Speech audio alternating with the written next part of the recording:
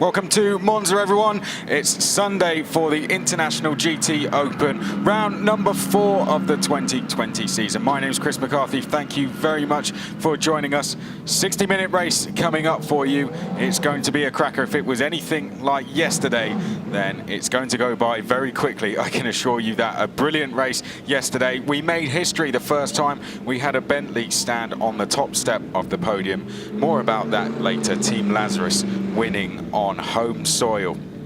There you can see the cars are forming up. Beautiful backdrop, isn't it, here in Monza? Just 30 minutes away from Milan. Cars coming to the grid now to get themselves ready to go racing.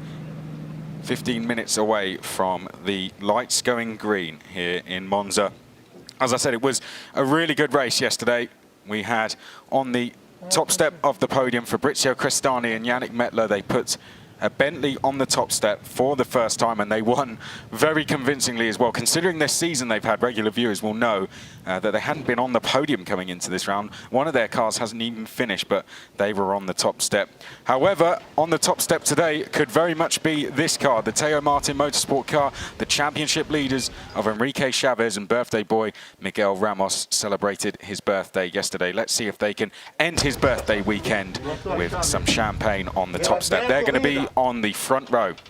Alongside them, the other Teo Martin Motorsport car, the Pro-Am car of Alam Coder, will be starting alongside. See how those guys do. Alam Coder and Marcelo Hahn in that car. Brilliant performance from them in qualifying. Likewise from these guys, they won yesterday. It does mean they're carrying a success penalty. 90 seconds they're going to have to serve in the pits, unlike Enrique Chavez and Miguel Ramos, who will do 75. So a tough job for them today. I think they know that. They're going to be on the inside of row number 2. Fabrizio Crestani will start today. And starting for TF Sport, he put in a sensational performance yesterday. Charlie Eastwood to bring the car home in second place with a move round the outside at the final corner. A drag race up to the line. Charlie Eastwood getting in second place. Really good race it was to watch. We didn't see much of these guys. Patrick Kaprinski and Christian Klein finished down the order by their standards yesterday. They finished down in 10th place, but Christian did a good job in qualifying. He starts the race. It's going to be a very exciting start, I can tell you that. Some heavy hitters at the front of the field. Likewise, these guys, and they need a good result. They didn't have a good running by their standards yesterday. Finished down in 7th. Louis Pret will start in the car for the AF Corsa team. It does mean that they're only going to do 75 seconds in the pits, though, so they've got a good chance to move through today, particularly when we get to that pit stop phase. Likewise to these guys, Stefan Ortelli and Angelo Negro will start down the field. Stefan Ortelli just got caught in a battle down the field yesterday, couldn't quite get out of it. He starts in 7th today, and he will be looking to make progress very quickly. Chance of a Pro-Am podium for them. Christian Hahn will be next on the grid. He and Bar Barach making his first race in International GT Open. It's his debut. It's the third Teo Martin Motorsport car that they've entered for the weekend, and Christian Hahn will start it on row number 4. Then we move to row number 5. Daniele Diamato is going to take the start for RS Racing. They had a penalty before the race started yesterday. Unfortunately, that got them off to a bad start, and they never really got going. Let's see what they can do again. Of course, they're down on experience compared to the rest of the field. So let's see what they can do. Then we come to this car. It's your AM leader, Alexei Nezov and Alexander Moseev. Alexei's going to start in the car today. Now, in the championship, these guys are moving very close to the top of it. They're just 3 points back from Florian Schultz and Jens Liebhauser. They'll be hoping to make that 2 by the end of this race. Then we come to the F4, Florian Schultz and Jens Liebhauser. They start just behind them on row number 6, so a really close battle between these two. They were very closely matched in the race yesterday, so this is going to be a real entertaining fight to watch down at the middle order of the field. Then we come to the first of the Optimum Motorsport cars. Brendan Irib had his hands full yesterday with some of the best drivers on the grid at the front. Brendan Irib there, the AM driver in the car, so nowhere near as much experience as those guys, but he put on a good show, as did this man here, one of the drivers of the race, in my opinion. Nick Moss did a really good job yesterday to fight and get that car third on the podium. Joe Osborne putting in the first in, did a really good job, and then Nick Moss brought it home third and with a Pro-Am class win. would have been second if they didn't have the penalty that they were carrying. GT Cup Open cars also on the grid. This is the first of them. Auto Vestante took the win yesterday on home soil and took the championship lead with it as well. So Auto Vestante leads by 5 points in the championship now. He's going to head the field in GT Cup Open. Second, higher up than they went yesterday. Antonio Combra and Lewis Silva finished way off the back yesterday, but they found pace overnight, and Antonio Combra is going to start in the car for them. Let's see if he can bring it in to the pit lane in the lead. They'll be hoping for more of a battle than they had yesterday. A bit of a lonely race for them yesterday. Not for these guys, though, because they fought for the lead for a long time in the race, finished 14 seconds back in the end. Daniel Diaz-Varela and Manuel Cerqueda. Let's see what they can do. They're going to be starting third in class. 5 points back in terms of the championship on your leader, Auto Vestante. So there's a look at the grid. Conditions pretty good out there. It's really warmed up, actually, compared to this morning, and definitely warmer than it was yesterday as well. Let's see if it hots up out on track. It's going to be a good race, I'm sure. Success penalties will come into play. We'll talk more about that as the race goes on. Your leaders in the championship and on the track do not have one, so that's going to give them a bit of an advantage in this race, but it's almost what they wanted. For the likes of Eastwood and Ulick, they are going to be in the pits longer than anyone else, so they've got a bit of a task on their hands. But if anyone can, Charlie can.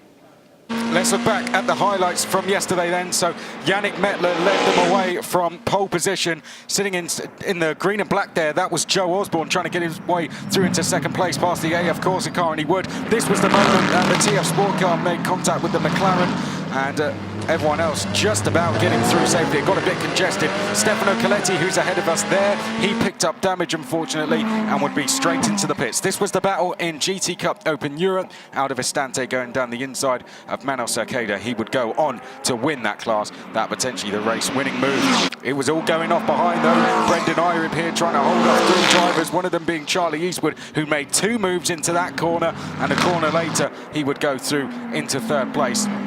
Then he would take the fight to the driver in second place. Charlie Eastwood there going through to third. But out front, we made history. We put a Bentley on the top step for the first time, thanks to Yannick Mettler and Fabrizio Crestani, who won on home soil.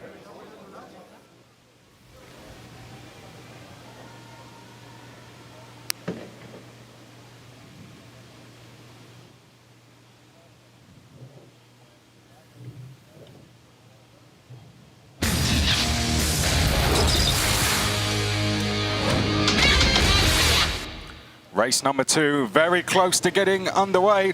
Really excited for this one. The last 20 minutes of the race, particularly yesterday, were very, very exciting.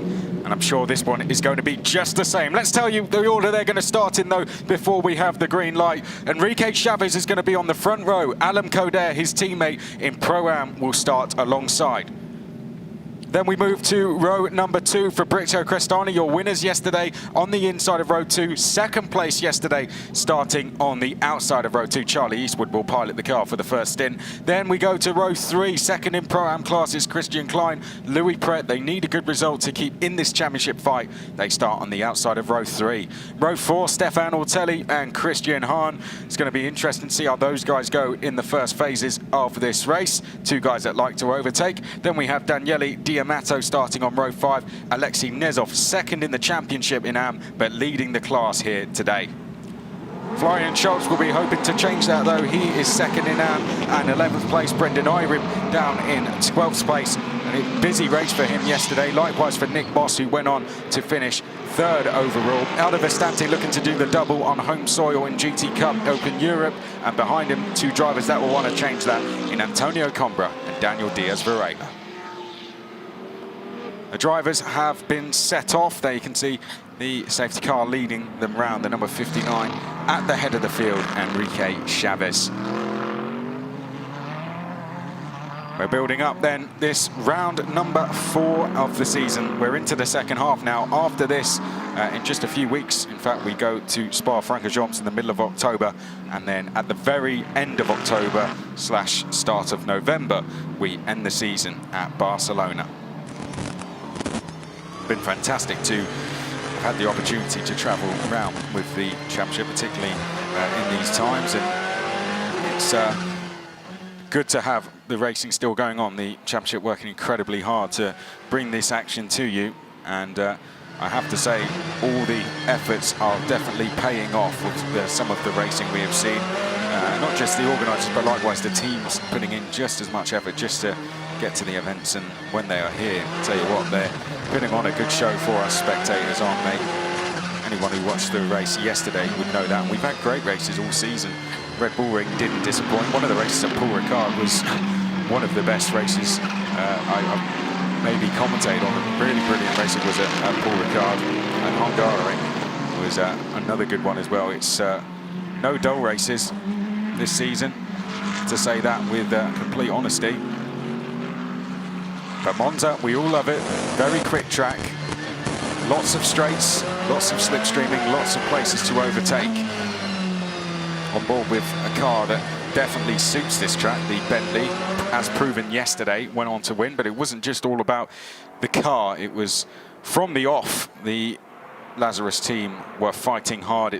They'd almost forgotten about what had happened coming in the first 2 rounds, and treated this as almost a fresh start. And a fresh start, well, they got off to a pretty good one, didn't they? A very convincing win. It's going to be hard for them to repeat that with the handicap that they have of 90 seconds. They're effectively 15 seconds down on Enrique Chavez as the race goes green. But likewise, Charlie Eastwood, they're 25 down. But let's see what they can do. It's never say never in International GT Open. Cars are forming up, though. When we get to 28 minutes in, we're going to see the pit stops take place. But for now, everyone getting ready to watch the race start. It's Miguel Ramos' birthday yesterday. Let's see if they can celebrate it with a win today. Some nervous faces out there, and that's because very soon we're going to see the green light. This round number 4, the second day of racing in the International GT Open. The cars coming round the final corner now, being led by the 2 Teo Martin Motorsport cars. Enrique Chavez, he will be to the left of your picture, and to the right of your picture will be Alan Coder, Pro and Pro-Am leader, together on the front row. And then just behind that, yesterday's winners in the Bentley is, of course, Fabrizio Crestani, and then the red TF Sport car, that will be Charlie Eastwood. We go up to the line now. Red lights are on. When they go out, foots will be to the floor, and they are now. Down towards the first corner we go. 60-minute clock is now ticking as the cars charge past the commentary box window. Down towards the first chicane we go. Let's hope we all get through nice and safely. We're on board with Stefan Ortelli, trying to find a gap in the middle there. We're 3 wide going into the first chicane. Oh, and we've got the Bentley going straight across the chicane. So Team Lazarus in trouble. Christian Klein in trouble as well. He rejoins the circuit just ahead of us here as they now go up towards Curva Grande. But Enrique Chavez seems to have got a little bit of a gap. Alan Coder then in second place with his hands full. Back on board we go with Stefan Ortelli. He's got Christian Klein to his right. To his left looks to be Louis Pret as they now come into the second chicane for the first time. Oh, and I think we might have all just about got through safely. Yes, so thankfully 1 or 2 cars just kicking up a little bit of gravel, but other than that we are through as Alexei Nezov tries a brave move there down the inside on one of the AF Course cars. Doesn't quite get through, but a good attempt nevertheless. Now on board we are with Fabrizio Crestani, as they come out of Lesmo 2 and make their way down to Ascari. So, well, although Fabrizio Crestani had to take a little bit of a trip over the curbs, I think he's just about going all right. He's got Charlie Eastwood in behind him in 4th place. What that has done, though, is given Enrique Chavez a little bit of a gap out front. Alan Coder in 2nd place. They were 3 wide momentarily, weren't they? I think it was Coder and Crestani also involved in that. But in the end, Chavez emerging in the lead. So Chavez leads, Coder second, the black Bentley, that is Crestani, the red Aston Martin is then Eastwood. This is Daniele Diamato, what a start they have made from 9th place. The RS Racing car is up into 5th, so on home soil, Daniele Diamato up into 5th place in the early stages of this race as we complete lap number 1. 59 minutes remaining in the race. Daniele Diamato's got to be careful though. Christian Klein in that gold and black Mercedes trying to challenge him down towards turn number 1. They hit the brakes now for the second time into the first chicane. Oh dear, that is Charlie Eastwood running wide. Just about avoids contact with the RS Racing car, and Charlie Eastwood, a rare mistake from the Northern Irishman there.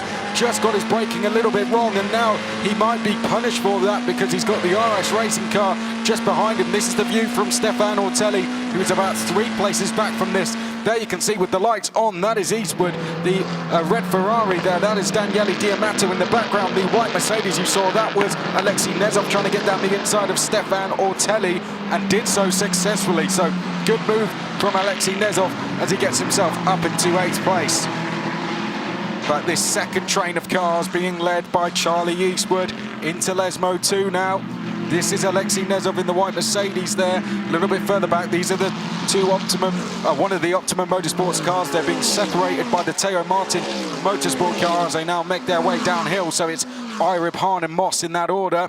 Aldo Vestante leads the GT Cup Open Europe class, but only just about from Antonio Combra, who is about a second back from him.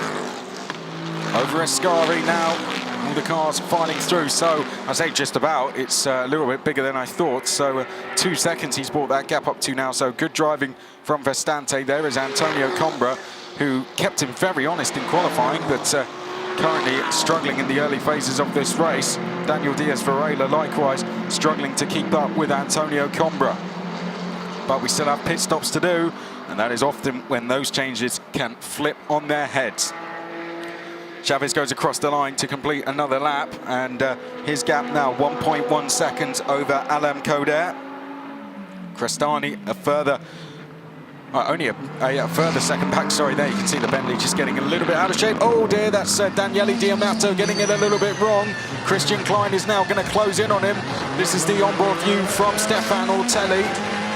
Up to Curva Grande they go, and Christian Klein all over the back of Daniele Diamato now as they go through Curva Grande and make their way down to the second chicane. Christian Klein, you can see that red Ferrari having to defend. The gold and black Mercedes now goes to the outside. That is Christian Klein. Is he going to be able to get the switch back here up towards Lesmo 2? Not quite. He's going to have to go for the outside. So Christian Klein on the outside, the RS Racing car continuing to defend. I remind you that Diamato has come up from 9th on the grid, so you'd say this is unknown territory for RS Racing in terms of this weekend. They did have a podium here when they last raced in the championship back in 2018. But for this weekend, they still are finding their feet a little bit as we go into Ascari. Leaders tilting its way in. Chavez from Coder, from Crestani, from Eastwood. This is the main battle on track though. Diamato ahead of Christian Klein. Diamato at the moment is second in the Pro-Am class, so doing a very good job. Overall maybe 5th, but second in class, and you can see having to defend there. Diamato white lining it almost. This is Aldo Vestante, who's got his gap now up to 3.5 seconds. Doing a fantastic job is Vestante. This queue though for 5th place is building all the time. Here's Christian Hahn down in 13th so far, but Diamato in that red Ferrari coming into picture now. There you can see him over to the white line, having to defend from Christian Klein, who's in the tow and will pull out to the right-hand side of picture now. There goes Christian Klein pulling out. Can he get through? Can he get round the inside? He's going to give it a go. Christian Klein. Oh no, he's going to have to cut the chicane. Didn't quite get through. He gave it a good go, didn't he? But Christian Klein will now have to give that place back.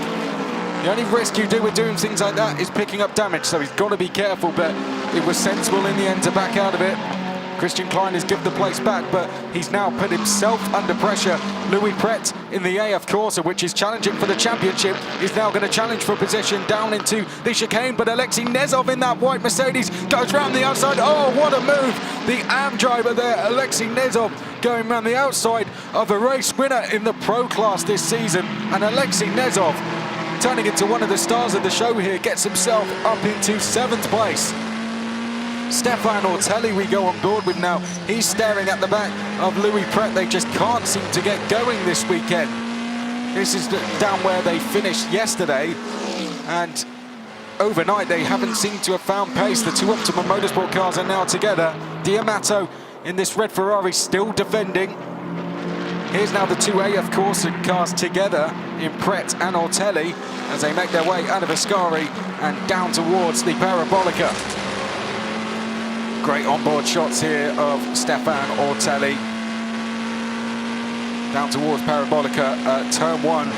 Any instance at turn 1, no further action. Oh, and round the outside, Christian Klein is going to try and go all the way round the outside, and he's pulled it off. Fantastic driving from Christian Klein round the outside of the RS racing car, and that's going to put him up into 5th place. And it gets worse for Daniele Diamato because Alexei Nezov now goes through in the white and green Mercedes. So Alexei Nezov now taking that place up to 6th place overall. Alexei Nezov may have to defend slightly. You've got that red Ferrari on the inside there of Diamato. He's now got Pret trying to pass him over the curves there. That's Florian Schultz in the background, who has gone off in the other JP car, now rejoins.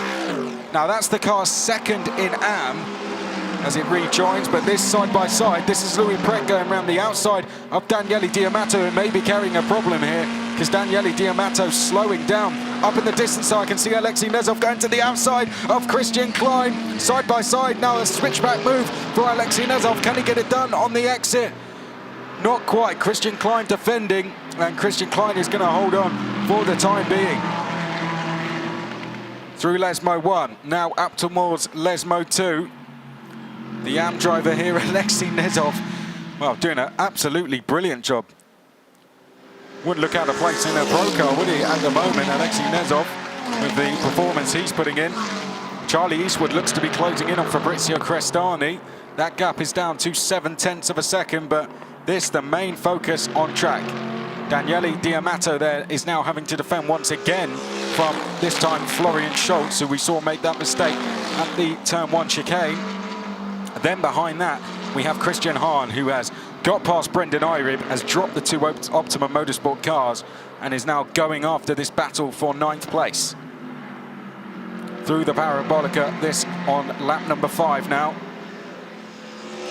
Track limits being experimented with there from Christian Klein. You've got to be careful of that. Penalties will be awarded.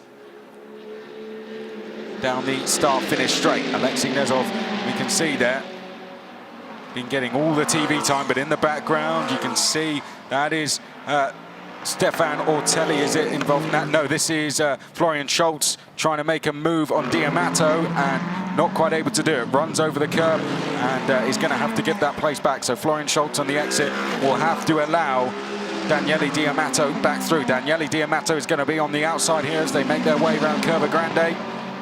Just in behind this as well, we've got Christian Hahn. Christian Hahn trying to make places as up ahead, Alexei Nezov just looking left and then right, all under braking.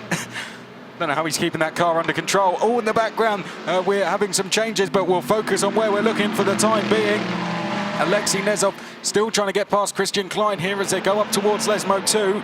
Behind this, we've got Stefan Ortelli and Louis Pret in reverse order. Here's Daniele Diamato, so he's lost further places now, and I do fear he is carrying a problem because that's Florian Schultz and Christian Hahn who has both gone through. As we approach just 10 minutes in, 10 minutes down, 50 more to go. Told you it was going to be a busy one. Here's a replay of the start. So we were 3 wide, the Teo Martin Motorsport cars. On the very outside is the Lazarus car. Lazarus car with nowhere to go but across the curb. Likewise, drivers in the background having to take to the runoff area, one of them being Christian Klein, who rejoined. So this is on board with the Lazarus car. So in the middle there, that's Alan Coder, and then further off to our right is Enrique Chavez. Crestani's going to try and go round the outside, but nowhere to go. And in the end, I think Crestani just took far too much speed into that corner as well. Wasn't really going to make it. Nowhere to go, you can see there, and has to run wide. It all started because Enrique Chavez ran wide, basically. He was on the inside, he ran wide, and that just created a kind of Constantina effect. He runs wide, so the guy alongside him's going to run wide, and then the guy on the outside, well, there's just going to be nowhere to go, isn't there? So a tiny mistake from Enrique Chavez under braking, and that pretty much caused all of that. But everyone got going, and got going safely. But now we have a battle for third. So that Lazarus car that we did see running wide, oh dear, this is Daniele Diamato. So we did fear that there was a problem. They're looking at the back of the car, and I think that is the reason why Daniele Diamato's start that got him up to 5th. Then unfortunately turned into him tumbling down the order, that wasn't because of just raw pace. That's because he was carrying a problem, and it became quite evident in the end how easily people were getting past him. What a shame. It's been great to have RS Racing back with us, and it would be a huge shame if we couldn't see them take the checkered flag. Sadly, the second Lazarus car we will not see out there. Complete repeat of the Hungaroring with Stefano Coletti and Nico Verone. They had a problem in the first race, picking up damage at the start. We didn't see them again. They went straight back to the pits after the first lap, and they didn't take part in qualifying nor the race. So huge shame, but we hope to see them back out doing what we now know the Lazarus Bentley is capable of at Spa. Battle for third on screen. Crestani versus Eastwood. Down towards the first chicane we go. Two teams that are carrying handicaps after their results yesterday. So really, they could do, the less they fight, the better. But I don't think Eastwood has caught Crestani, so there's absolutely no way that he is going to sit behind.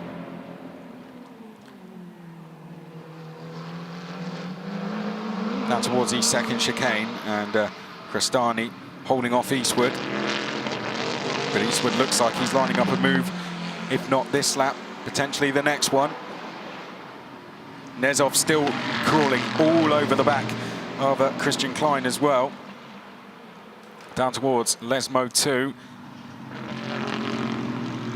And Crestani doing a great job here, but I don't think he will want to fight Eastwood too hard with that handicap that they're carrying. On board then, never wondered what it's like to be in a Bentley going up towards Ascari. This is kind of what it feels like, uphill into Ascari.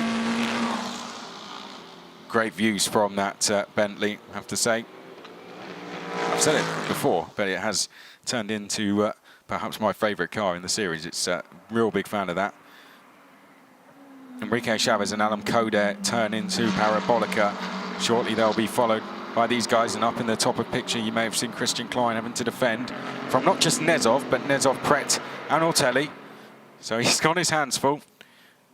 The two leaders arguably working together here, the two Teo Martin Motorsport cars, two class leaders. These guys in the same class though, Crestani and Eastwood. Championship-wise, Eastwood not too far behind Chavez, Eastwood and Sally Ulick. They've really closed the gap down to Enrique Chavez and Miguel Ramos. It's now only 4 points. Very close indeed. You get 15 for a win, 12 for second, 10 for third, and then it goes down in twos, top 10 scoring points.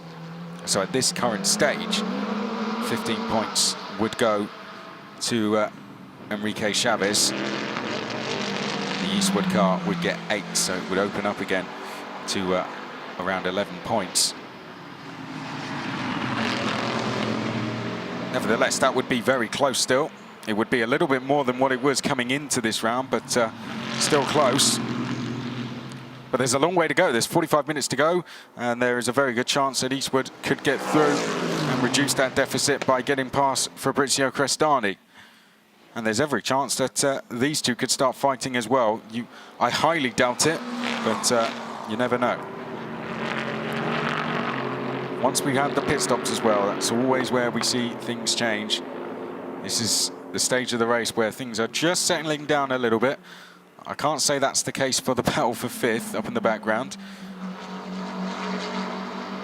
But there is Yannick Mettler. Yannick Mettler getting himself ready to go. Watching on for the time being, but very shortly he will be getting his crash helmet on and getting ready to go for the pit stops. Pit stops not very far away, only about 10 minutes to go before we have those. So your two leaders coming into the first chicane. Here is the battle for third place. Let's do a full run through of the order. We're 15 minutes in, quarter-way distance. Let's do a full run through. Enrique Chavez leads the way in the number 59 Teo Martin Motorsport car. Then it's Alan Coder, 6/10 back. A 6.5 second gap then back to the Crestani-Eastwood battle. Christian Klein second in the Pro-Am class and 5th. Alexei Nezov just behind him leads in AM. He is in 6th place. Louis Pret, 7th place. They continue to struggle to the AF Corsa team. Let's see if they can turn it round in the second half of this race. Stefan Ortelli is just behind them, so could make that even worse if Stefan Ortelli decides to put in a move. He's 3rd in Pro-Am. Then we have Florian Schultz 2nd in AM, Christian Hahn in 10th. Then we have the 2 Optimum cars of Brendan Irebe and Nick Moss. Out of Estante leads GT Cup Open Europe by 10 seconds over Antonio Comba, Daniel Diaz-Varela and Daniele Di Amato round out the field. Daniele Di Amato in the pit lane. So yet to fix that damage. Let's hope that they do get back out there though. Out of Ascari, this is your battle for 3rd place, continuing to go on. You can see Alan Codet isn't even sitting in the toe of Enrique Chavez. A clear sign that they are in no mood to go past. Certainly in no rush to do so. Pit stops are coming up. Round the final corner then. Eastwood still trying to make this move on Fabrizio Crestani. Just can't quite do it so far.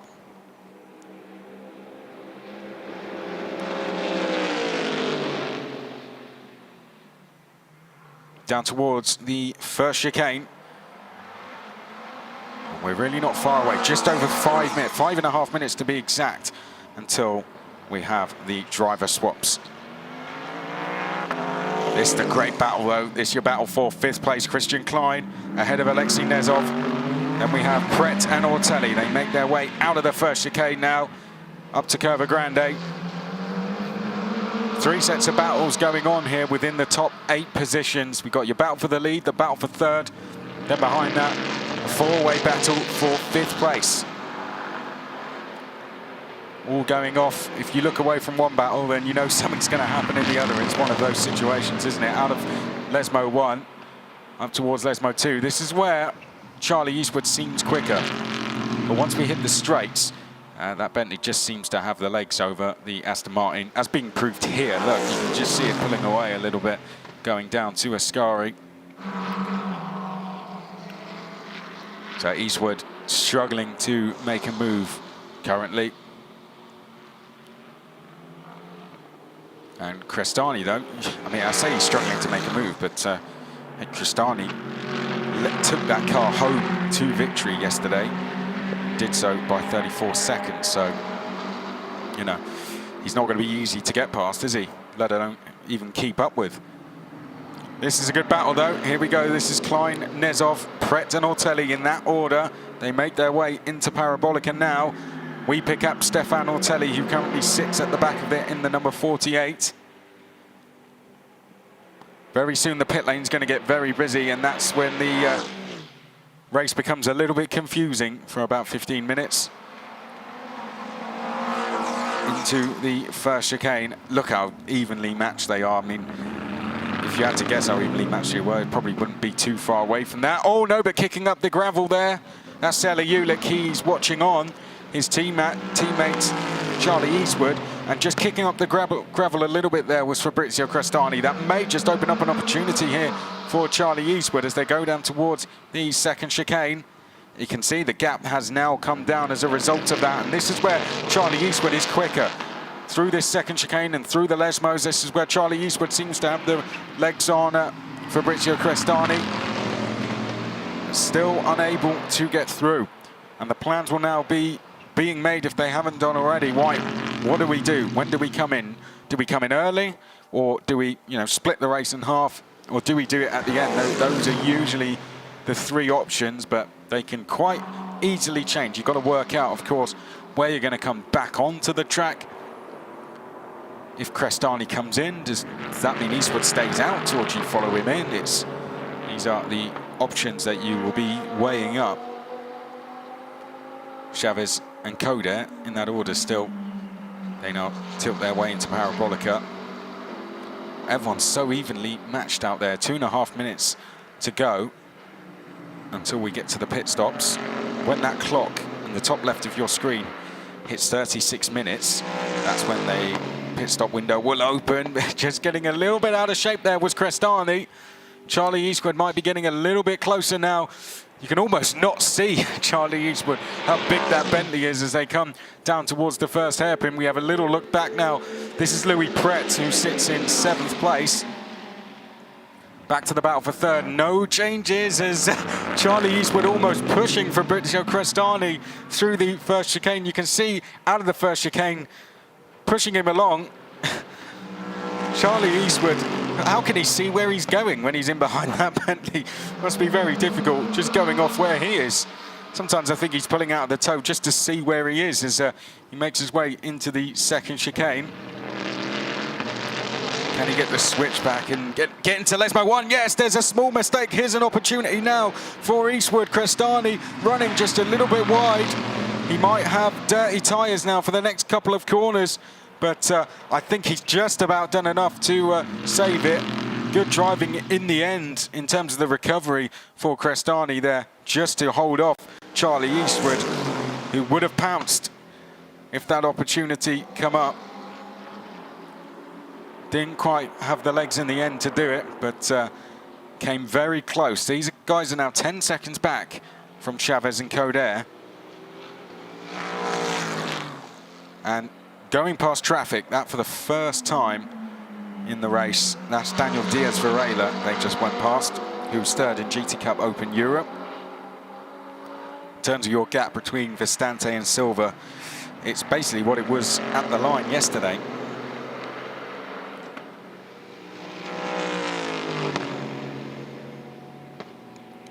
Up towards the start-finish line.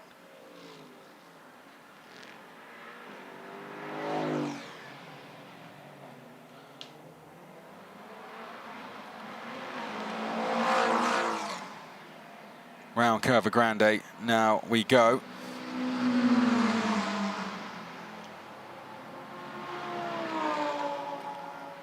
And this is your battle for 3rd place. We pick it up once again. Fabrizio Crestani and Charlie Eastwood. Down towards the 2nd hairpin. Fabrizio Crestani into hairpin number 2. Doing a great job to hold off Charlie Eastwood. So far, no changes in this battle, but driver changes is now on. It's going to be on for 12 minutes. So who's going to come into the pits first? Some drivers will be in at the end of this lap.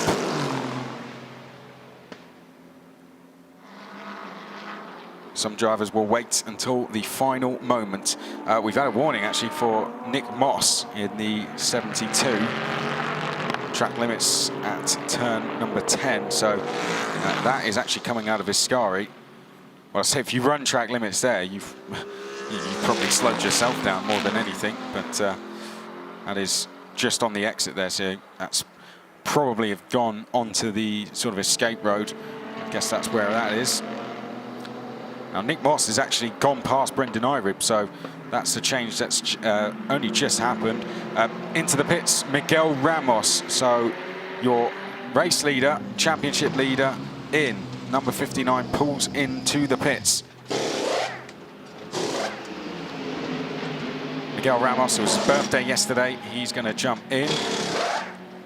And Enrique Chavez, I don't know if he was a little bit upset with something there. Yannick Metler is now going to jump into that number 26. Fabrizio Crestani bringing that car in 3rd place. So that releases Charlie Eastwood. Daniel Diaz Varela comes into the pits as well. Manos Cerqueda will jump into that car who started the race for them yesterday.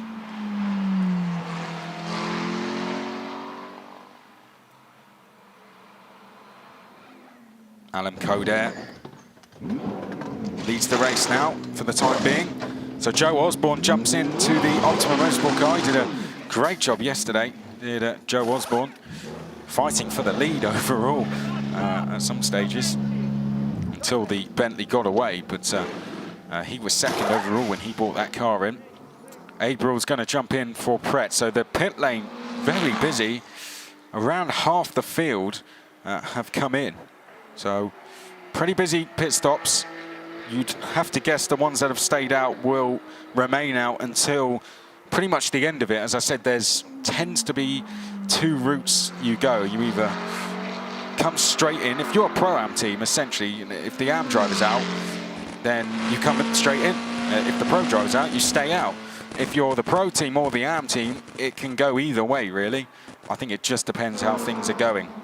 Now, out of Estante's just come out there ahead of one of the Teo Motorsport cars. I think that's the one that came into the pits of Ramos. There is the number 16. That is Alan Coder. He has yet to come into the pits, so Alan Coder remains out. He will hand over to Marcelo Hahn. Marcelo Hahn is now your championship leader in Pro-Am. And you can see why. They're fighting for the lead in the championship with Christian Klein and Patrick Koprinski.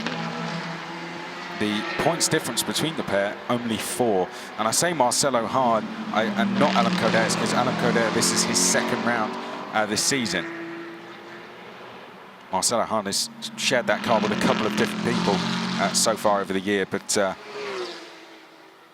Alan Coder shared it with him at the Hungaroring and took 2 second places. So when Alan Coder has been in that car, so far they've finished second in every single race. Not a bad bit of form, that, is it? But I think he may be getting a little bit sick of finishing second, and so far he's given himself a very good chance to turn what has been 8 points every round into 10. He's going past the Bentley that has been into the pits. Yannick Mettler now in the chair for them. So Alan Coder is going to try and go past, but doesn't quite get past.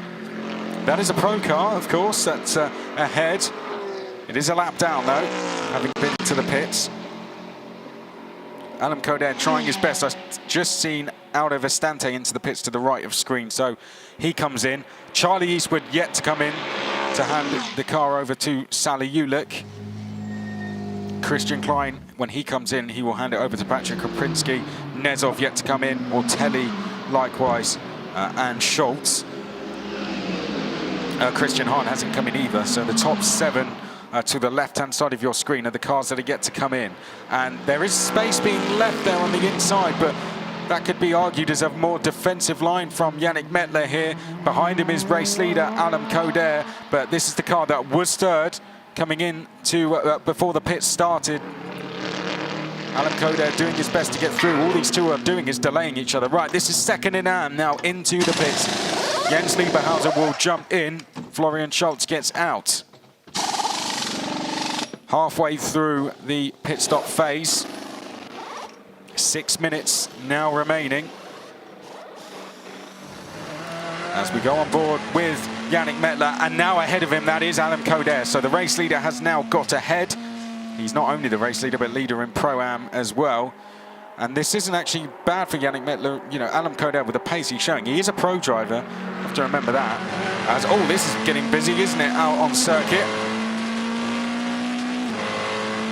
Down towards Ascari we go. I think that was the Ortelli car that we were on board with. Getting a little bit busy out there. Of course, he was in that really hectic battle. But Stefan Ortelli, he will hand the car over if he hasn't already. He's still in 5th, so he's still out there at the moment. But when he does come in, he will hand it over to Angelo Negro. So this is the race leader, Alan Coder. They are carrying a handicap, so whether they will be leading overall afterwards, I'm not too sure, of course. Enrique Chavez was the car leading. There is the 16 making its way out of the first corner. Now, just behind him is the other McLaren, and that is Bart Baric. Bart Baric has come out of the pit in the number 57. So the Israeli driver racing in the championship for the first time this weekend. Did a great job yesterday, did Bart Baric. Let's see if he can do the same today. He's been given the car down the lower order of the top 10. See what he can do. The drivers yet to come in. Coder, one of them. Eastwood, another. Klein, Nezav, Ortelli. 5 drivers remain out on circuit. Everyone else has come in. Once they have done that, we'll do a full run through of the order I'll bring you up to speed exactly where we are, where your championship leaders are, that he wants to watch likewise. Into Ascari, Alan Coder has 4 more minutes left out on track before he will have to come in. He's got time to do, I'd say, about 2 more laps if he wants to. In fact, I don't think he will. He might only be able to do 1 more after this. And it'll be quite tight, actually, whether he can do 2 more. You've got to get into the pit lane before that clock hits 0. You've got to be in the pit lane. So he might just about have time for 2. We'll see next time when he crosses the line. Drivers waiting in the pit lane to take over the seats. Miguel Ramos and Vincent Abriel, they are split by about, let's have a look on the timer screen,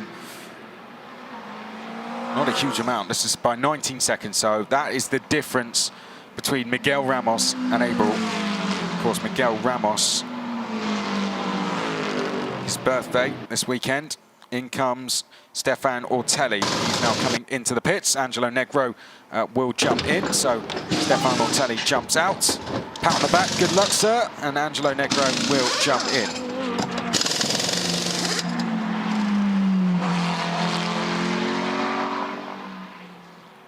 This is the number 16, Alan Coder, through Lesmo 2. Just over 2 minutes remaining. We may see him in this lap now.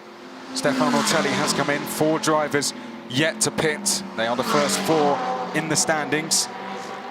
And there you can see, well, Antonio Combra yet to come in as well down in GT Cup Open Europe. So in terms of GT Open cars, 4 left, but the car effectively leading on track in GT Cup Open Europe remains out on circuit. Antonio Combra will hand over to Luis Silva. Vistante does not have to hand the car over to anyone, doesn't have anyone to hand it to, but he still does have to come in. There's Sally Ulick getting himself ready to go. He's going to jump in for Charlie Eastwood, and unsurprisingly, they don't have time for 1 more, so everyone's going to be in this lap. So Coder, Eastwood, Klein, Nezov will all be in.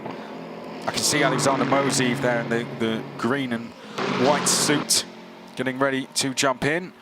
Here's Marcelo Hahn. He's about to jump in for Alan Coder. It's your championship leader in Pro-Am. Only by a handful of points, hence the handicap of 90 seconds. 15 seconds more than most. There is Charlie Eastwood, comes in. Sally Ulick getting ready to go into the car.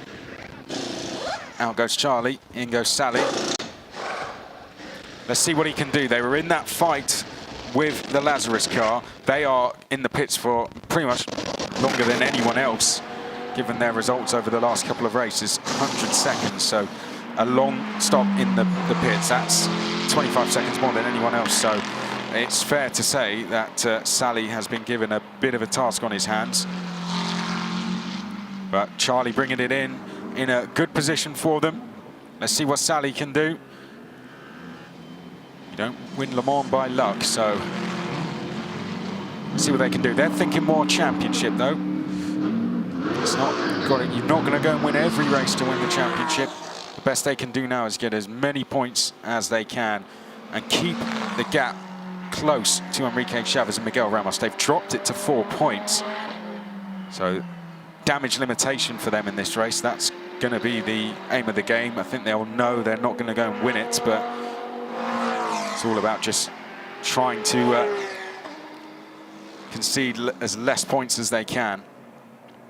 So cars coming back out. That's the Kaprinsky car you just saw. Here comes Sally Ulick down the pit lane. He now goes out onto the circuit. And now we know exactly what the situation is, basically. So this is Sally Ulick, just ahead of one of the McLarens. Oh, it's getting a little bit close. Behind that's Alexander Moseev. There's the 57 that is behind. So this is Bar Baric. Sally Ulick having just come out of the pits. He's going to have potentially his hands full straight away here. He's got that Barbaric car all over the back of him as they make their way now down through Curva Grande, down towards the second chicane, and Sally Ulick just having to defend there from Barbaric, who is now in 7th place. So this is the battle for 6th that we have. Having immediately come out to the pit lane, Sally's got his hands full here of Barbaric, who's going to try and go all the way around the outside. The Israeli driver not quite able to get through. Sally Ulick just keeping him on the outside there. Going around the outside of Lesmo 2 can almost be impossible, as demonstrated, as they now make their way down to Ascari. In the background, we've got Yannick Mettler, yesterday's winners, Alexander Mosiv, the AM winners from yesterday, sitting there in 9th place as they charge down under the bridge up towards the Ascari chicane. Oh, and Barbaric thinking about a move there. Sally Ulick now coming through Ascari in that red Aston Martin behind the number 57. New entry for this weekend, the third Terry Martin Motorsport car on the entry list. Barbaric in the car. Just behind though, Yannick Mettler took pole position yesterday and also brought that car into the pit lane in the lead. Crestani did the rest. As they now make their way down the start-finish straight, but Mettler's got his hands full as well with Alexander Mosiv. So let's do a full run-through of the grid. It doesn't look like Baric is going to be able to make a move, although he will signal to Sally that he is certainly intending to do so. So this is the situation. Your championship leaders, Miguel Ramos and Enrique Chavez, have a lead of 14 seconds. That should be more than enough for them to go on and take victory. They didn't have the closest of leads, but they did have that. They did have the number 16 right behind them before the pit stops, but Marcelo Hahn and Alan Coder were carrying a 15-second handicap. Hence, they are now at 14 seconds back in 2nd place. Then it is Vincent Abriel and Louis Pret. They sit in 3rd place, so they've jumped up during the pit stop phase, thanks to the fact that they aren't really carrying a handicap, and they are now only 3 seconds back from the Marcelo Hahn car. Patrick Koprinski sits in 4th place, 1.5 seconds back from that. So the battle for 2nd is the main area of focus in terms of your podium places. Angelo Negro then sits 5th place, 3rd in class, having taken over the car from Stefan Ortelli. And then after that, we are watching the battle for 6th place here. Sally Ulick and Barbaric. Yannick Mettler in 8th place. Alexander Mosiv is 1.9 seconds back from these guys there. The green and white Mercedes, if you just look at the top of your picture, that's your AM leader. But Ollie Milroy, Joe Osborne closing in very quickly. The 2 Optimum Motorsport drivers, the 2 Pro drivers just behind that. Then it is Jens Lieberhauser. Aldo Vestante leads in GT Cup Open, 5.6 seconds ahead of Luis Silva. Then it's Manuel Cerqueda. Sadly, we've lost Daniele Diamato, the RS Racing team. So there's your full run through, 2/3 of the race pretty much completed now as we pick up your race leader in the number 59. Gives you an idea of how far ahead they are of that battle for 6th place. Huge advantage for Miguel Ramos and Enrique Chavez, and they are only building on that with every single lap. It's up to 17.3 seconds. There is Enrique Chavez. They come downhill now. I think that was just talking about maybe what happened at the first corner. We have been told all the handicaps are okay, and that wasn't the case yesterday, so that's good news. It was investigated, that first corner, but no further action was the end result from the stewards. Of course, it was just a mistake, wasn't it, from Chavez, ran wide under braking, and everyone else sort of had to take avoiding action, but not exactly a deliberate mistake. It was just one of those things. But here's your battle for 2nd place. You can see the 16 of Marcelo Hahn just ahead of Vincent Abriel. Patrick Koprinski is dropping back from this. He was about 1.5 seconds back from this last time we checked in with it when we did our run through. Now he's almost 4, so he's falling away, is Patrick Koprinski. He is the AM driver in that team.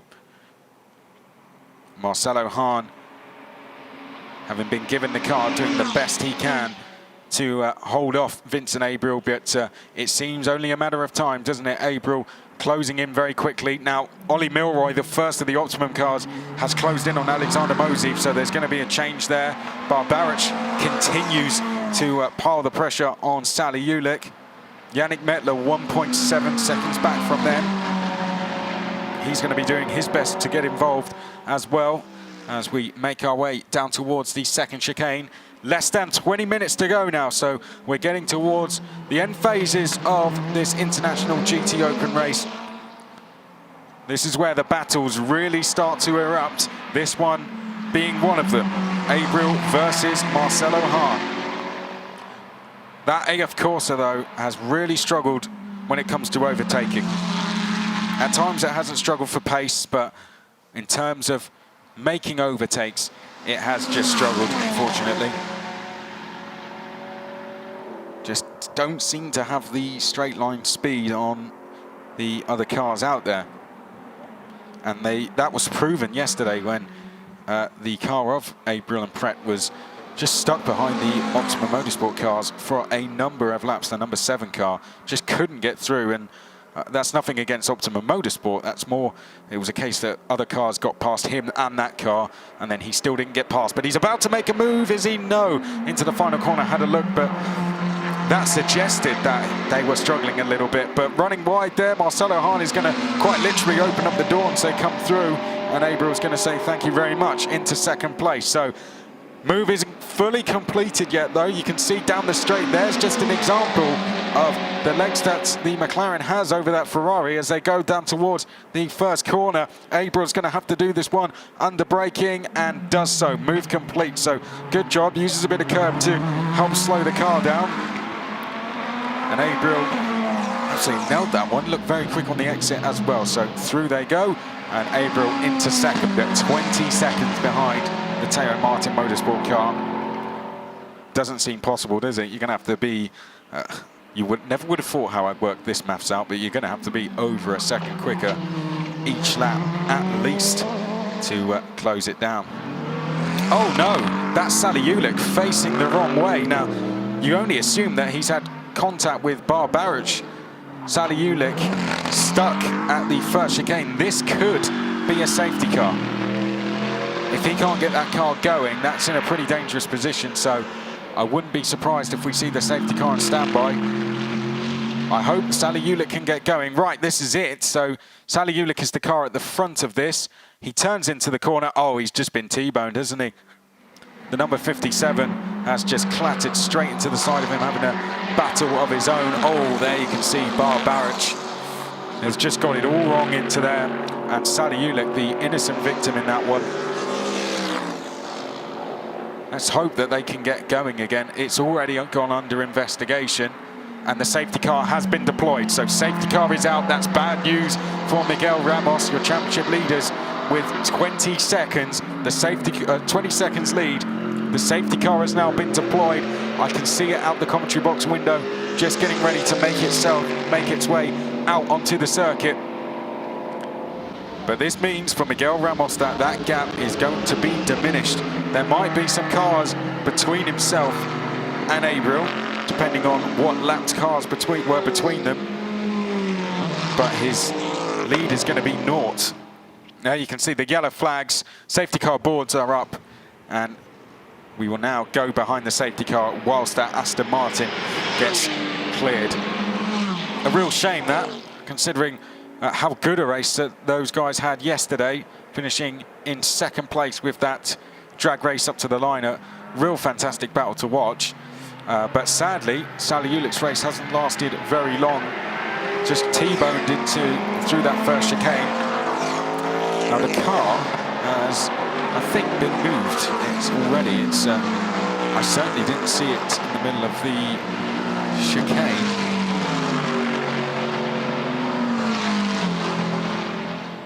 I don't know if it actually got going again, because Sally Ulick did a first sector time of 95 seconds, which would sort of suggest to me that maybe he got going, but the safety car has been deployed and the field is now going to slow down behind it.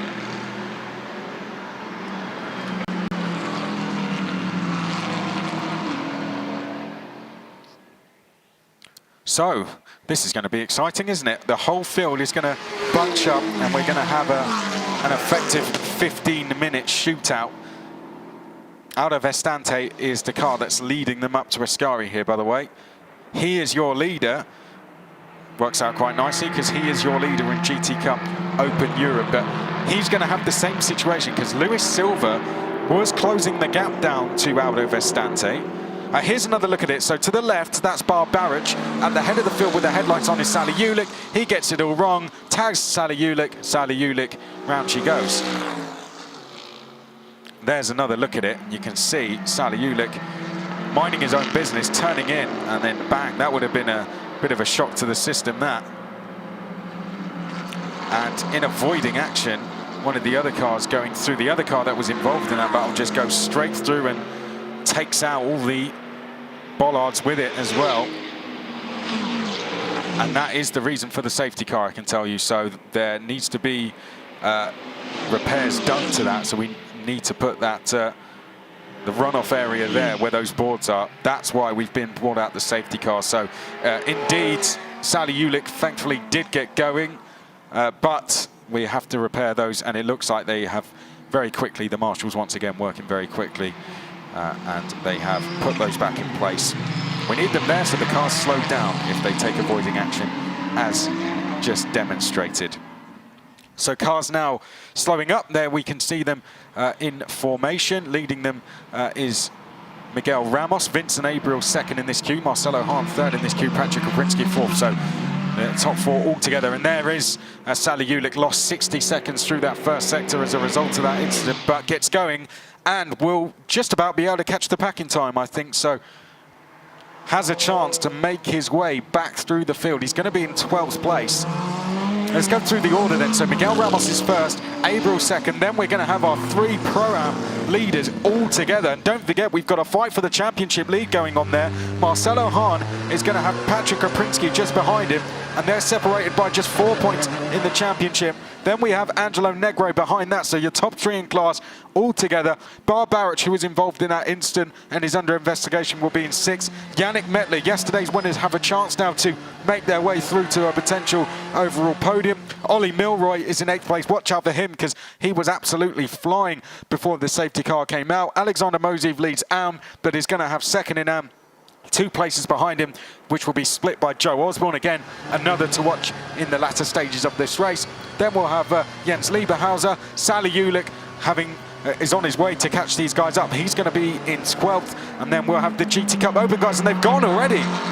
Marcelo Hahn absolutely asleep at the start there. He's been absolutely left there as they make their way up towards the start-finish line. Where is everyone else? There you can see Ramos. There you can see Abriel.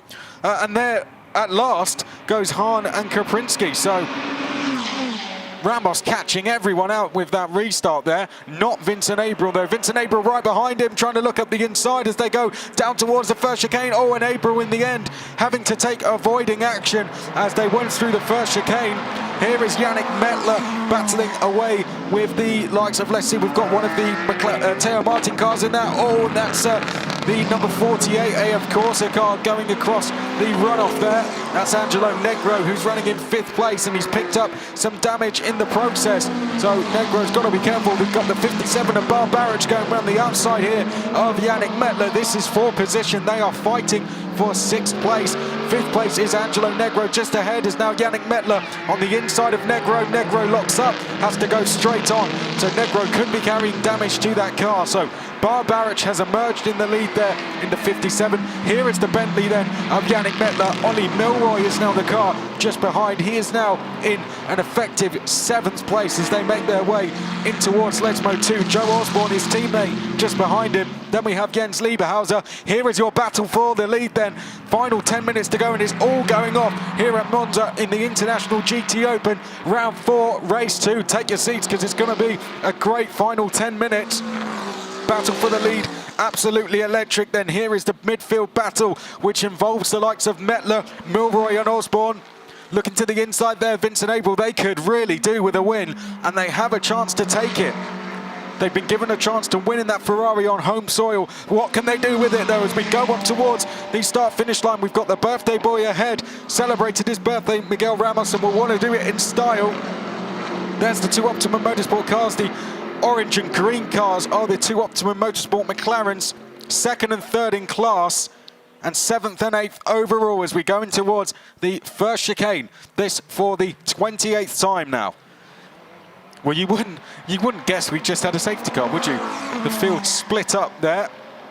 Yannick Mettler here leading the two McLarens. This is the number 57 of Barbarich into the pit lane. So Barbarich comes through and back out again. Looking back, this is Patrick Kaprinski. He's in 4th place, but he's got a gap to the battle for 5th place. So doing a good job is Patrick Kaprinski. Just has to try and hold on, and that job of holding on might become a little bit easier with Yannick Mettler here fighting for 5th place with both Ollie Milroy and Joe Osborne. Has been a hard car to get past at times. That's been proven. Has that Bentley coming in the background as well is Jens Lieberhauser. He's not too far behind at all. There you can see the golden black, get my colours right, the golden black Mercedes. Trying to catch these guys as they go now down under the bridge. The two Optimum cars, I'm sure, will be trying to work together a little bit as we go in towards the Ascari, the chicane. Look at the battle for the lead. Miguel Ramos leading Vincent Abreu. Vincent Abreu is going to pull to the right of screen in the Ferrari, and he's going to try and go all the way around the outside. Here goes Vincent Abreu. Can he pull off the move round the outside at Parabolica? They're going to be side by side. Oh, a little bit of contact as they come onto the start-finish straight. Abreu having to take avoiding action. 7 minutes and 45 seconds to go now as we go on to lap number 29 here at race 2. They seem evenly matched, don't they? Miguel Ramos and Vincent Abreu down towards the first chicane. Abreu looking left and right and is going to stay behind for the time being. Brilliant racing here in International GT. I told you it was going to be a good one.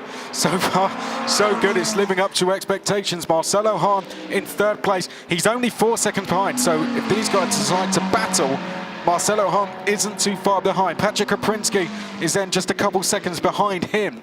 And in terms of lap times, they aren't split by too much. Yannick Mettler still with his hands full in 5th place of the two Optimum cars. Lieberhauser still closing in. Oh dear, Abreu just running wide there, but he seems to have the run still on Miguel Ramos. Now looks to the outside at Lesmo 1. Ramos defending, so he's going to be delayed on the exit as they now come up to Lesmo 2.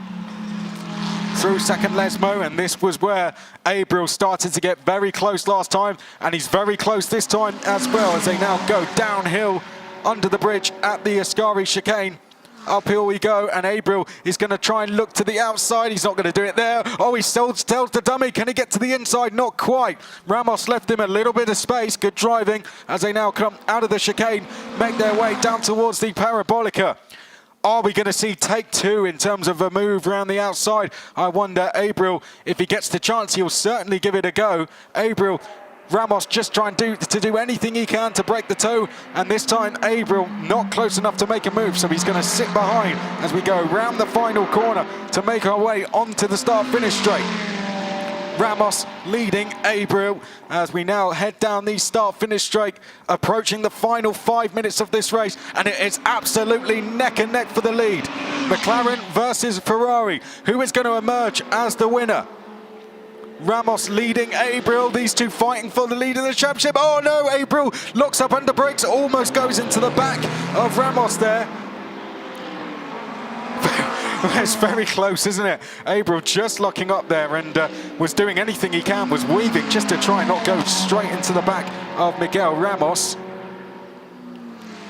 Up towards the second chicane we go now. 4.5 seconds back is Marcelo Hahn, and leading Pro-Am Patrick Kaprinski is 4th. This is the battle for 5th place. Yannick Mettler with Milroy and Osborne behind in that order as they now come down to the second chicane. Very close battle for 5th, but although the two Optimum Motorsport cars behind will want to work together, they're also battling for the last step on the Pro-Am podium as we now look back at Abreu looking to the outside at Lesmo 2. He's going to be right on the tail of Miguel Ramos, almost pushing him down towards the Ascari chicane. This now on lap number 30 in race number 2. Are we going to see a dive down the outside here from Vincent Abreu? Last time he solved the dummy and then went back down the outside, but Ramos wise to it this time. This is going to give Vincent Abreu the run down towards the final corner, surely, as they now make their way out of the Ascari chicane. Good defending so far for Ramos, but he's got another 4.5 minutes of it now as we go down towards the final corner. Vincent Abriel not quite close enough, so Ramos has the legs on him, going down towards the Parabolica on this lap. It's all about the exit now. Oh dear, and Ramos running a little bit wide mid-corner, and that's given the run to Abriel. Abriel now with the run as they go up towards the start-finish line. Any second now, he will pull to the outside as they go past the start-finish line. Waiting behind is Abriel, waiting for the braking zone. Here he now comes to the inside. There's space there, and Abriel's going to go for it down the inside. Can he get the car stopped in time? Oh, just about. Ramos trying to hold on around the outside, but Abriel's done it. Brilliant driving. Vincent Abriel takes the lead from Miguel Ramos, and that's the reaction from the AF Corsa team. Fantastic move from Vincent Abriel, and now Miguel Ramos, what have you got? Is he going to be able to fight back? Oh, what a brilliant move that was. I don't know how on earth he got the car stopped in time, but very good driving in the end, just to squeeze Ramos just a little bit and say, no way are you going around the outside of me, son. And Vincent Abriel, in the end, did everything right, and a deserved move to take the lead. Is he going to be able to get a win on home soil for Ferrari? That would be absolutely fantastic if Abriel could, for the team, get a win on home soil. Here we go then, so there's just about enough room on the inside. It's going to be hard to get the car slowed down there. Did everything he could. Now the car's stopped. Here comes Ramos to try and take that place back. A little bit of curve from Abriel. Oh, and just squeezes him in the end. Here's another look at it. So he's got the car stopped. He stayed in track limits. Now he has to take the curb to get around the second part of it. And as he gets on the power, he's just going to politely say to Ramos, thank you very much, I'm coming through. Yes, see Stefan Ortelli jumping up and down there. Great reaction from the AF Corsa team. Worthy of it. 1.5 minutes remaining, and 1.5 seconds is your gap between your two leaders. On this lap, Vincent Abriel has extended his lead in terms of the second and third sectors. He's extended his lead by 0.4 of a second. The race still not over. Miguel Ramos very much could come back at him here. Here is your battle for 5th place between Yannick Mettler, Ollie Milroy and Joe Osborne. Still fighting away in it. It's a battle for the last step on the Pro-Am podium as well between the two Optimum cars, but they just can't quite seem to get the run down the straight on that Bentley. Now, championship-wise, this is very good news for Vincent Abriel and Louis Pret, because they had dropped to 3rd in the championship. They are currently on 62 points. Sally Ulick and Charlie Eastwood are 69 points, but they're down in 10th, so immediately Abriel is going to go past them. Sally Ulick is only going to, Charlie Eastwood are currently only going to score 1 point. Vincent Abriel and Louis Pret will score 15, so they go past Sally Ulick and Charlie Eastwood, and they will go 6 points ahead of them, and they will close the gap to Miguel Ramos and Enrique Chavez by 3 points. So it'll close to 8 points going into the next round, which was pretty much what it was coming into this round. It was 7 points coming into this round, so they'll leave this round 1 point further back, which I think that they will take. But I say that, and as I say that, the gap is coming down. Miguel Ramos has brought the gap down to your race leader by 0.2 of a second.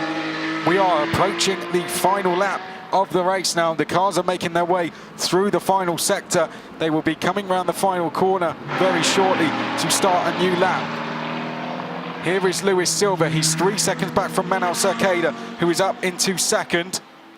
As I say that, the cars come by the commentary box window and they start their final lap of the race. But here are your 3 GT Cup Open cars, pretty much all in view of each other.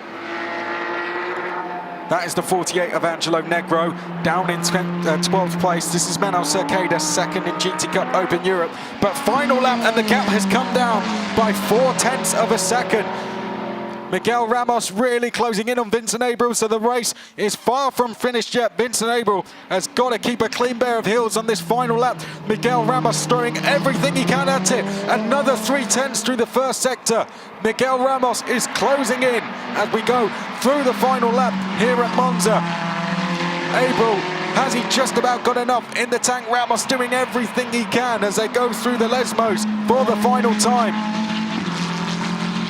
winning with a Ferrari on Monza is any racing driver's dream, and Vincent Abriel very close to potentially making that dream come true as he now goes down under Ascari. The gap remains 8/10 of a second. It's now gone up to 1.3, and through that second sector, I think Abriel has done enough here to go on and take the win. Out of the final corner, they now make their way down the start-finish straight. What a result this would be for Vincent Abriel as he comes down towards the final corner. Vincent Abriel with a fantastic move, one of the moves of the season.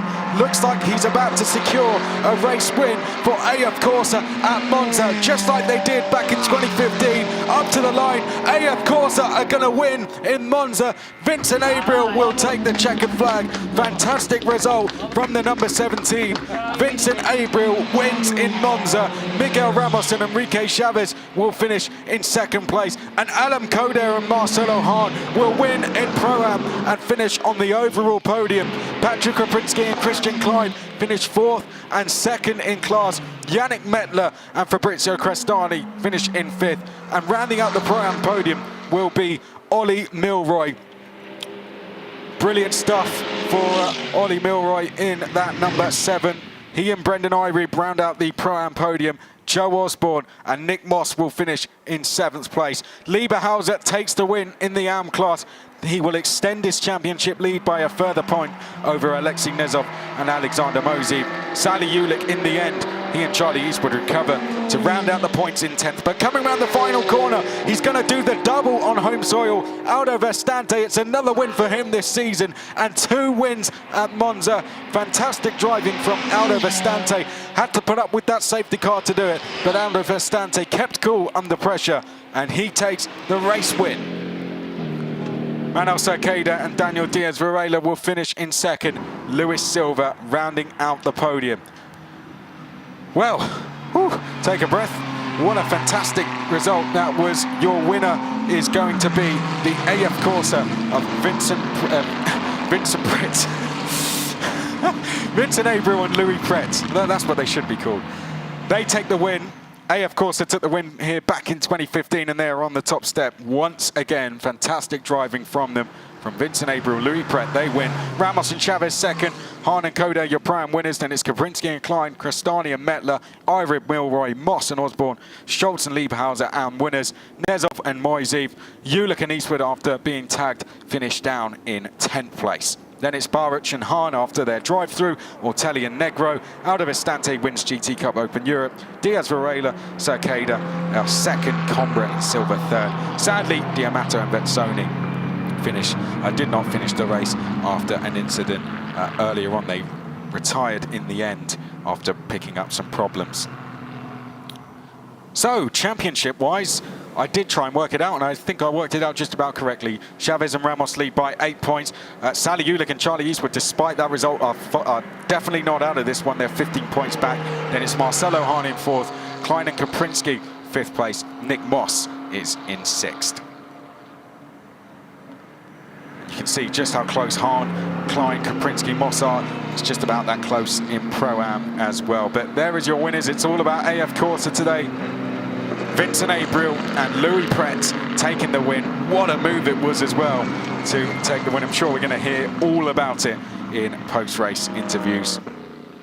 Miguel Ramos, well, on his birthday weekend, couldn't quite take the victory. The safety car going against him on this occasion, but the safety car brought Vincent Abriel and Louis Pret back into play, and Vincent Abriel made the most of that opportunity that came his way, and he went on to take a victory. Good driving from Marcelo Hahn and Alan Coder as well. Both of them put in very good stunts, and both of them very good shifts, and they went on to take the win in Pro-Am.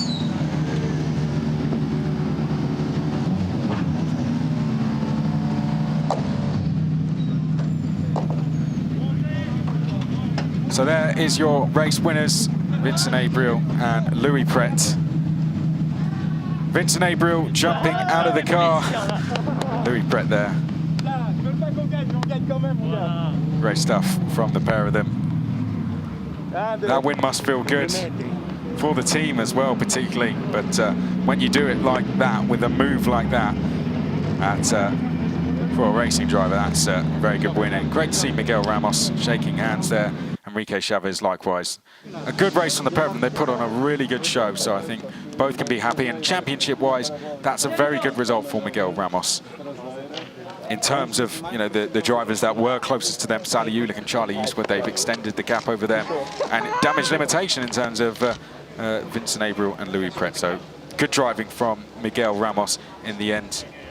Did everything he could and was closing in towards the end, but couldn't quite hold on. So second place, though, another podium for them. And Marcelo Hahn and Alan Coder, they're going to be absolutely delighted with that. Marcelo Hahn extending his lead now in the Pro-Am class over Christian Klein and Patrick Kaprinsky. It's going to go up to, I think, about 6 points now.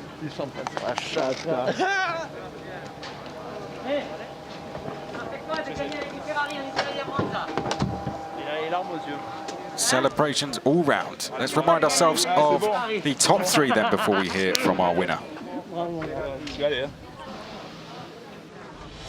So finishing in third place then, Marcelo Hahn and Alan Coder. Third place overall, and with it they win the Pro-Am class, and Marcelo Hahn extends his lead in the championship. The fight went down to the wire. Miguel Ramos did everything he could to hold off, but unfortunately in the end just missing out. But a second place overall and a good result for the championship. They remain in the lead, but closing the gap to them in the championship and taking the win in style with one of the moves of the season, Vincent Abriel and Louis Pret. Let's go and hear from our race winners now. Louis Pret, Vincent Abriel, victory at Monza, the third of the season, and a special one, of course. It's always Monza, and it's a Ferrari that you drive. Not an easy weekend, Louis. No, definitely not an easy weekend for us. We've been very slow on pace. I mean, in practice, in qualifying, we were really far, and we managed as a team to stay focused, and we knew that the result could come today. So, I mean, Vince did such an amazing job in today's race. He really did the job. So, I mean, thanks to him, and we're still in for the championship, and we'll see what we can do in the two next races.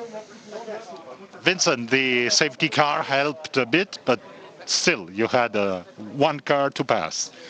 Yeah, not an easy one. I mean, as the championship leaders, we know that it was going to be a fight. He gave me a run for my money. I didn't expect less, but it was tough a few times. We touched a bit here and there, but always fair. And I think that's the best thing. Thank you to A, of course. Thanks to Ferrari for giving us such a good car.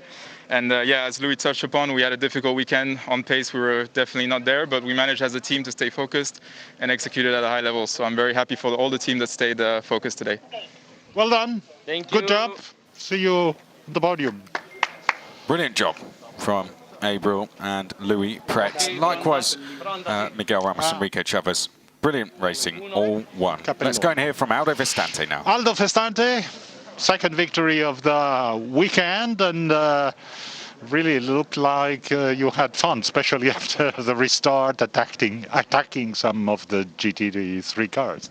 Yeah, we gave it all. We really went for it. I pushed like an animal in the first stint because I knew I needed a big advantage to be P1 after the stops, and I'm really happy. The car was fantastic.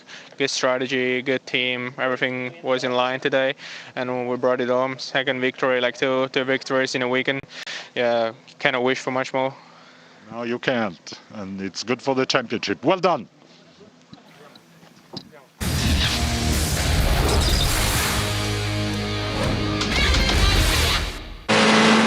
Race that started around 60 minutes ago, and here is how it got underway. 3 wide going down towards the first corner. This on board with Stefan Ortelli as he tried to make his way through. Enrique Chavez starting at the front there. We had the Bentley run over the curb, likewise Christian Klein with nowhere to go, but everyone just about made it through safely otherwise. Battling for the lead, the RS Racing Cars was one of the stars of the show at the start. The number 25 with Daniele Diamato fighting his way through from the back end of the top 10 to get up the field. Alexei Nezov was another there in the green and white Mercedes, the AM driver fighting with Christian Klein. Halfway through, then we had the pit stops as ever. There was our race leaders going in. When they come in, the number 16 took over the race lead. Aldo Vestante was leading in GT Cup Open Europe when he came in. When we resumed, it was Michael Ramos leading the way as our Pro-Am leaders came in. This was the moment that Charlie Eastwood would hand over to Sally Ulick. Fighting continued, though, in the second half of the race, eventful as it always is. Unfortunately, Sally Ulick, though very short into his stint, would be tagged round by Bar Barrich, and then we had the barriers exploded, and that would bring out the safety car. When we got going, the number 59 versus the 17 was the story of the race. Yannick Mettler was trying his best to hold off the rest of the field. Angelo Negro there locking up the tyres, but this was the move that won the race. Vincent Abriel diving down the inside, just about getting the car stopped, and on the exit, asserting his place in the lead, and he'd go on to take the win for AF Corsa on home soil. In GT Cup Open Europe, a little bit behind that, Aldo Vestante would do the double on home soil and extend his lead in the championship. Smiles all round at AF Corsa and Ombra Racing as well. So it's time for the podium.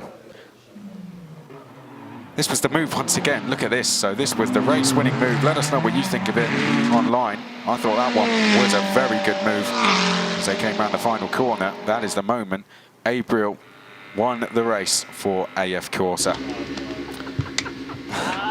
They were pretty happy down there. Their reaction actually when the move was made was great, I have to say. But there is your top three on the podium. Hahn and his teammate to the right-hand side of screen, Hahn and Coder.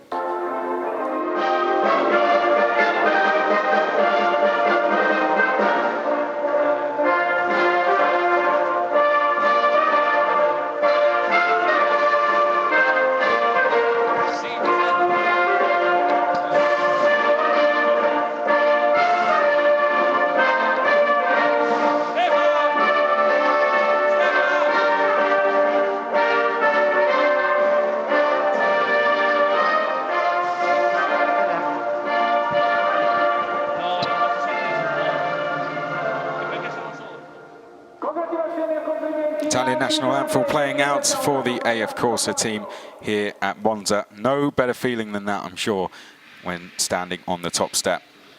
They did the double here back in 2015, AF Corsa. And here they return to the top step. It's another win for them this season. Now their third win. They won race 2 at Hungaroring, race 2 at Paul Ricard, and well, unsurprisingly, this is race 2 as well. Their worst result on a Sunday is second, so they go very well on Sundays. And there you can see fans gathering around now. Next we'll have, of course, we've got to do our GT Cup Open Europe podium. We've got to do our Pro-Am and our Am as well, so more drivers to get up onto the top step. So a reminder of our top 3 then in the Pro-Am class. Brendan Irib and Ollie Milroy, 6th overall and 3rd place in the Pro-Am class. Finishing second, Christian Klein qualified 5th. He and Patrick Koprinski would move up to 4th overall and 2nd in class. Great driving from the pair of them. But taking the race win in the Pro-Am class, they qualified on the front row overall, and Alam Coder would bring the car in 2nd. Marcelo Hahn would do the rest, finish 3rd overall after that safety car, and would win the race. So to the right of picture, Irib and Milroy to the left, Koprinski and Klein, but here come your winners, Marcelo Hahn and Alam Coder coming onto the top step. They won as a pair on the Sunday last year as well, so their form continues. 2 wins on the bounce as a pairing together.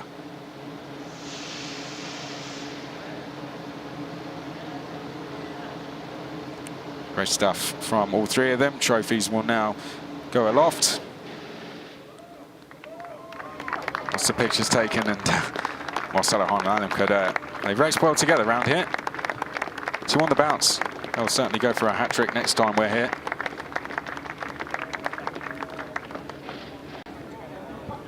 And to the right there, Ollie Milroy and Brendan Irib is giving the thumbs up. So Am will be next. We'll get those guys on to the podium. After that will be GT Cup Open Europe, as the Pro-Am guys just return to the pits. Well, we'll wait for them to come up. Just to remind you, next will be at Spa, and then after that we will head to Monza.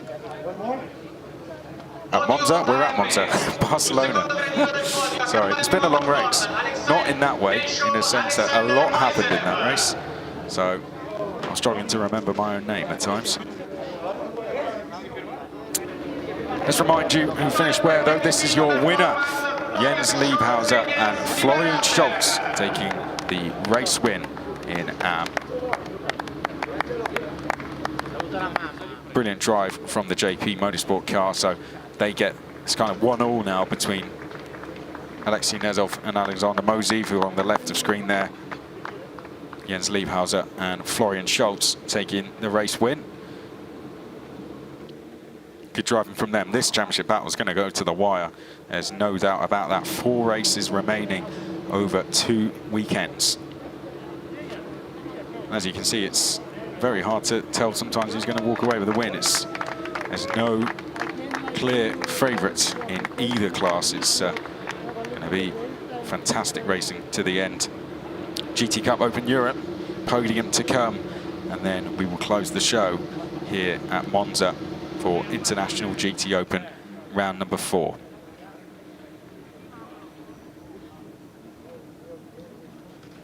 Been a great weekend of racing. To remind you, Spa weekend, we will be there from the 16th to the 18th of October.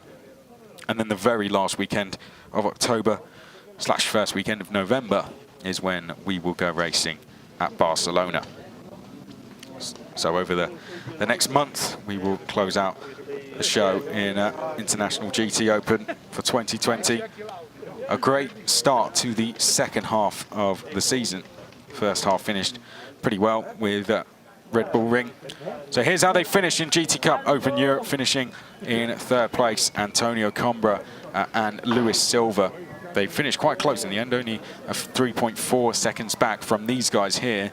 Daniel Diaz Varela, and the man who finished the race for them, Manuel Cerqueda, was doing his best to close down out of Estante. Got within 5 seconds in the end, did Daniel Diaz Varela, and Manuel Cerqueda, a 2nd place for them. 2 second places this weekend, but 2 wins on home soil out of Estante. Unbeaten this weekend, did an absolutely fantastic job. Took pole earlier as well, and a lights to flag win for Aldo Vestante. And that was the moment he took the checkered flag, and that must have been a really good feeling. And the team Ombra Racing celebrating there. Brilliant stuff from him. We'll get them up onto the podium now.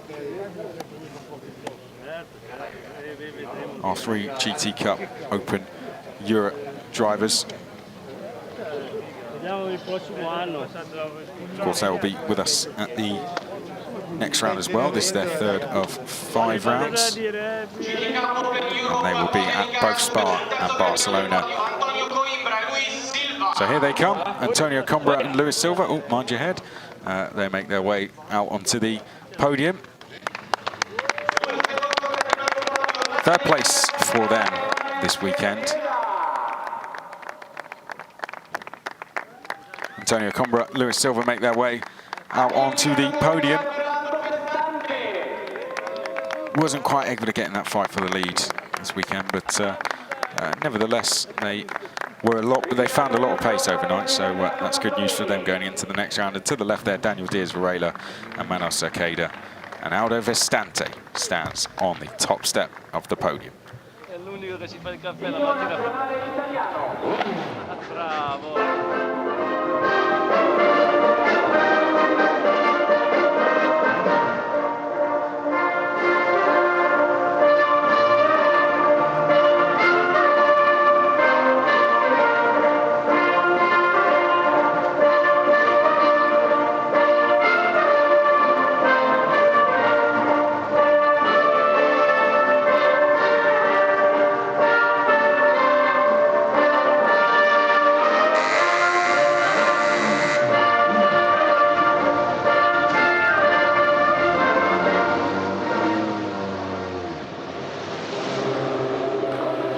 that's the close of the show then for us here at Monza. Thank you very much for tuning in.